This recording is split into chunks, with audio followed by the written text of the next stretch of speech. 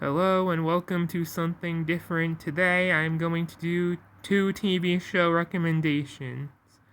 Now, I have done them before, but I am formally making this a series, and this will be the first episode of it. Okay, I have 2 very different TV shows to recommend to you that you should watch or just try. Okay, I'll pitch the one that's probably the more recent one, and then the one that's actually a live action sitcom instead of an anime show after. Well, these are ones that I watch on Tubi or whatever has the streaming currently. You can check that yourself as it varies over time.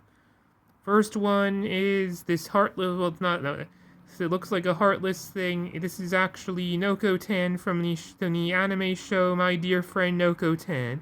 Let me just say that show is insane. And if you've ever seen if you want to see what Bobobo combined with Lucky Star would be like, with pop culture references coming a lot of times every 5 minutes, and some weird surrealism not seen since Oswald the Lucky Rabbit, then you ought to watch that show. It's ridiculous, and some of the characters could come off as annoying in a more serious setting. Apparently, the manga has a bit of, which is the comics for people who don't know, has a bit of a different story. But this is bizarre nonsense, and even serious things are just crazy. If you want to see what people were talking about months ago before forgetting about it, like Lucky Star somehow, then it's on a lot of streaming things. This is your chance. Another show that's an older show that's on a lot of streaming services. Apparently, the second season has a lot of changes, but the first season of Kevin Can Wait is hilarious.